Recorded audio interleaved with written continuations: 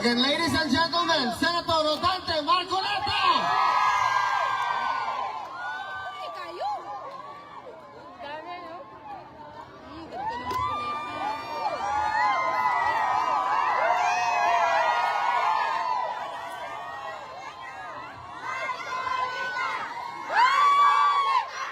Magandang hapon po sa ating lahat.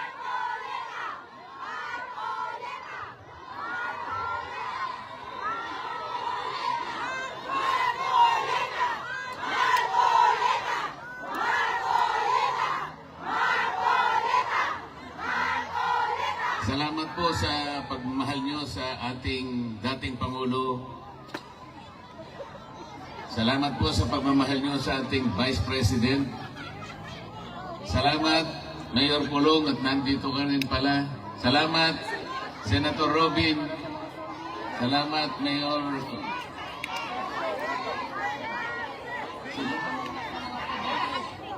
Salamat sa aking kaibigan, Atty. Vic Rodriguez. At lalong-lalo na po kayong lahat na hindi nagmamaliw ang inyong pagmamahal sa ating bayan. Napaka-problemado po ng ating bansa, ngunit huwag po tayong mawawalan ng loob. Magsama-sama po tayo para ayusin po natin ang ating bansa. Akala ko po nung nag-issue ng resignation order ang ating Pangulo, akala ko totoo na eh. Akala ko naman yung bureaucratic reset. Kahit konti lang, naniwala ko, baka okay naman yata ito. Wala rin.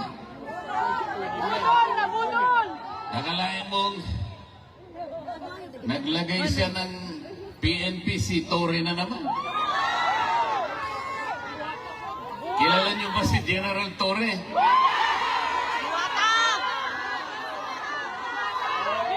Si General Torre, bakit siya yung nagpanggap na representative ng Interpol? Hindi totoo yun, sapagkat kung totoo na nakipag-cooperate ang Interpol sa ating bansa, dapat sana ang nakausap niya siguro yung Pangulo ng Pilipinas o kaya yung DILG Secretary. Ngunit wala naman tayong nakita na representative ng Interpol na pumunta sa Maynila. Meron ba kayong nakita? Pagkatapos nung inaaresto si Pangulong Digong, pinakikita ni General Torre yung kanyang cellphone, yung warrant of arrest nasa cellphone. Nakakita ba kayo ng ganun?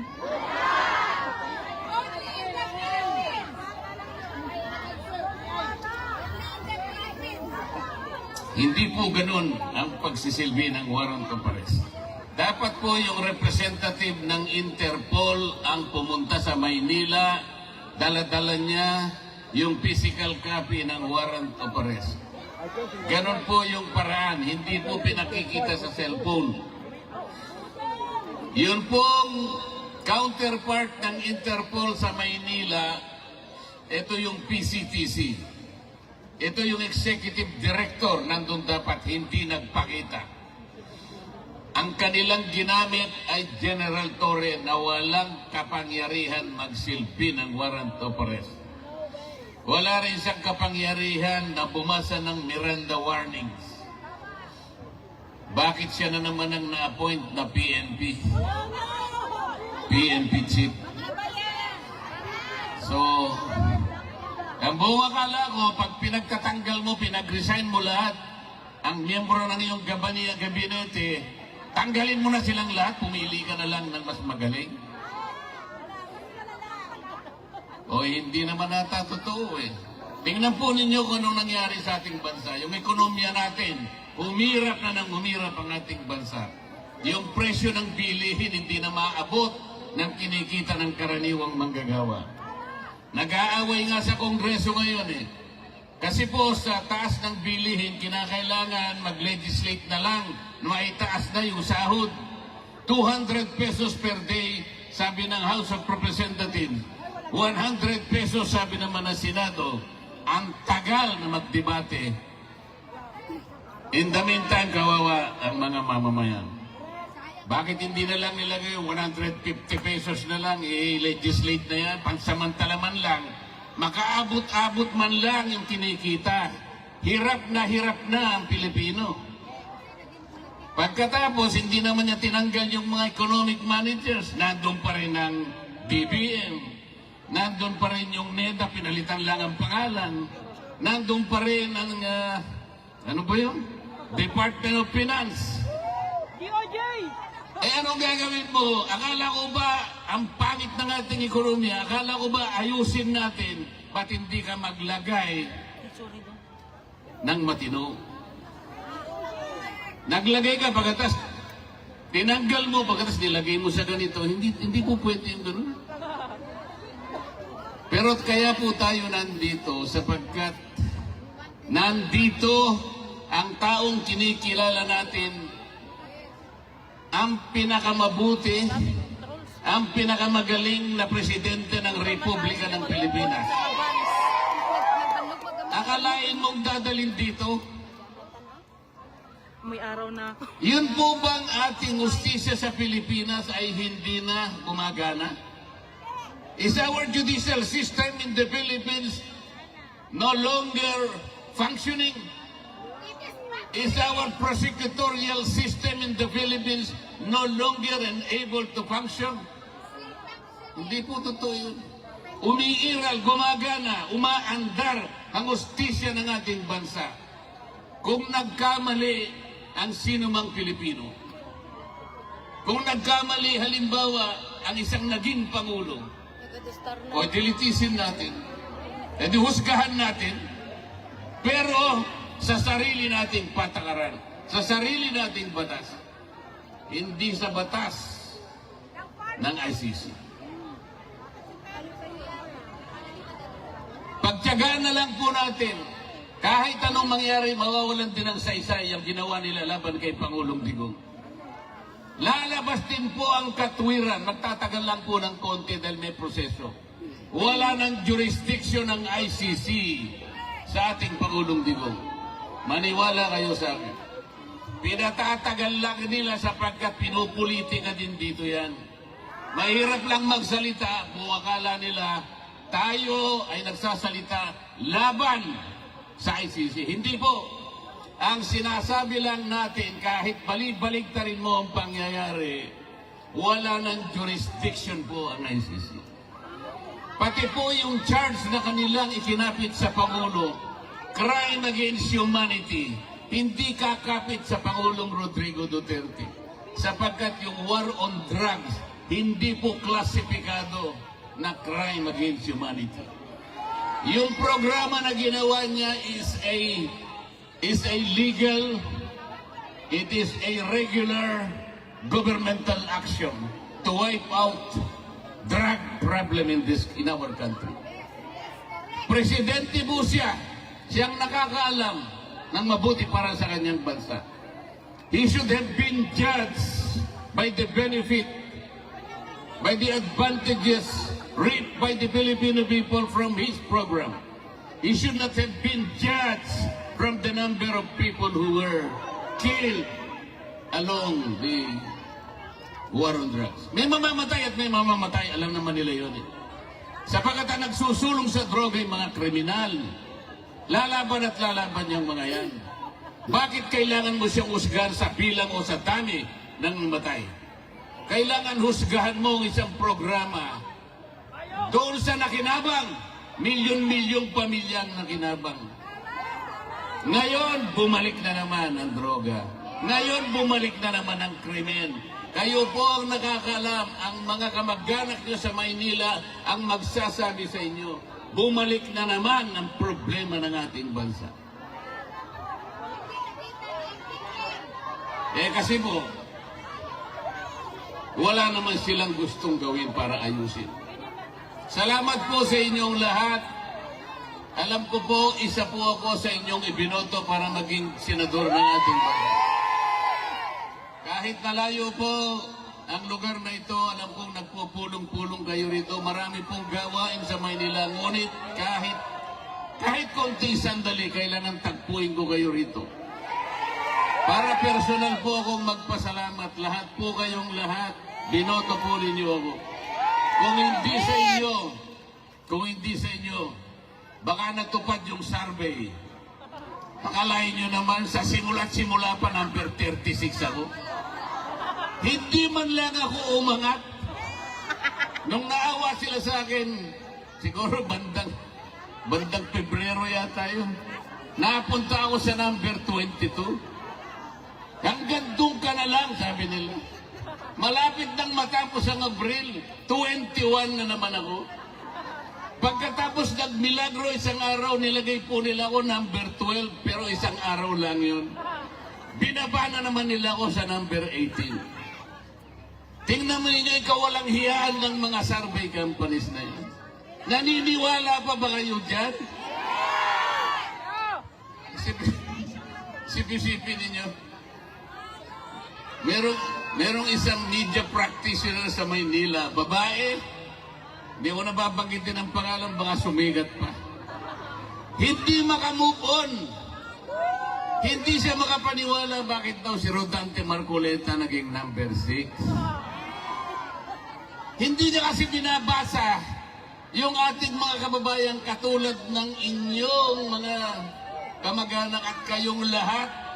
Hindi ba niya alam kung gaano ang kinontribute na boto ng lahat ng OFWs? Bakit hindi niya alam yun?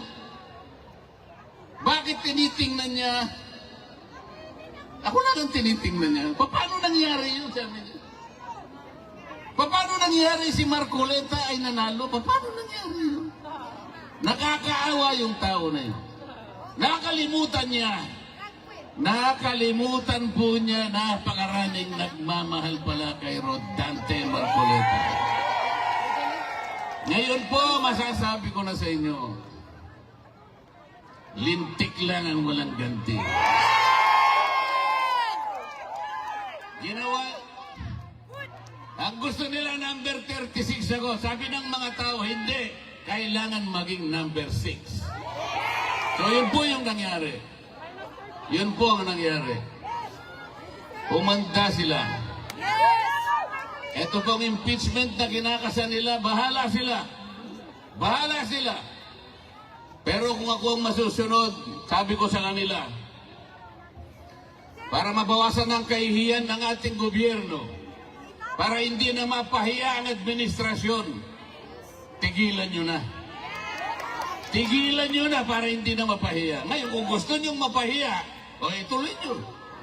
Hindi rin naman kayo mananalo. Kahit saan tayo mapunta, hindi mananalo ang kalaban ng ating Vice President. Sinabi ko na noong una, uulitin ko sa inyo, kung ayaw nilang itigil, nasa sa kanila. Pero kung gusto nilang mawala ang kanilang kahihiyan, itigil na lang nila. Ngayon, ayaw niyong tumigil, purbahan natin. Sige, isulong ninyo. Pareho din naman ang mangyayari.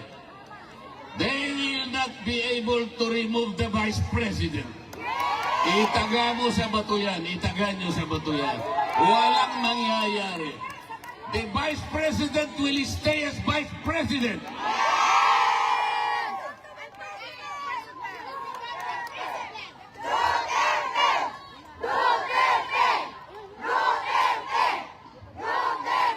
Malungkot lang po ako sapagkat bago ako pumunta rito, gumawa po ako ng request sa ICC. Payagan nyo sana ako kahit ilang minuto lang makausap ko ang dating Pangulo ng Republika ng Pilipinas. Nakikiusap ako sa inyo, sabi ko, sapagkat gusto ko siyang makita ng personal para personal kong sabihin sa kanya ang aking pagpapasalamat. Dahil ako po'y naging senador dahil sa tulong niya. Yes. Marami pong tumulong sa akin, ngunit siya ay malaki po ang naitulong niya sa akin. Naghintay po ako ng mga ilang araw. 1 linggo siguro o mahigit pa. Hanggang ako po'y tumulak papunta rito, wala po silang ibinigay na sagot sa akin. Sa aking palagay, hindi rin po ako makakapasok para makausap ko man lang. Kahit na ba 3 minuto ay hindi nila ako bibigyan? Anong klaseng justisya naman yung ICC na yan?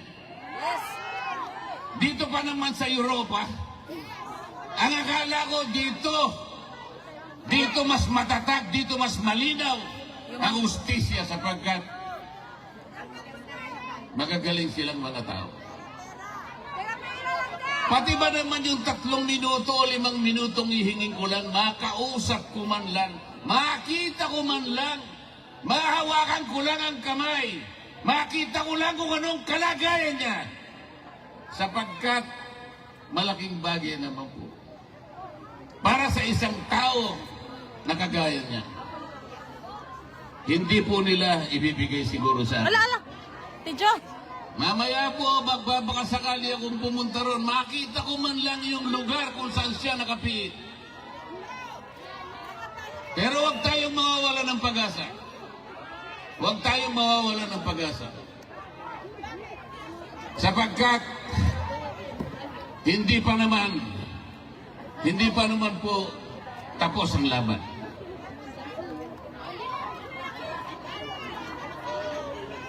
Sa ngayon po, maghintay lang po tayo. Maging matiisin lang tayo. Huwag tayong susuko. Huwag nating isusuko ang laban. Nasa panig po tayo ng katwiran. Nasa panig po tayo ng batas. Alam ko po, si Pangulong Duterte malakas ang kanyang loob. Hindi siya papayag. Hindi siya masisira ng loob. Kilala ko yung tao na yun. Makikipaglaban siya para sa inyo. Kahit kanya ng kalagay niya, nakapiit siya, pero kayo ang inaalala niya. Kaya, huwag po kayong mawawalan ng loob, huwag kayong mawawalan ng pag-asa. Tatapusin po natin ang laban. Maiuwi po natin ang Pangulong Digong. Let's bring him home. Salamat po sa inyo lahat.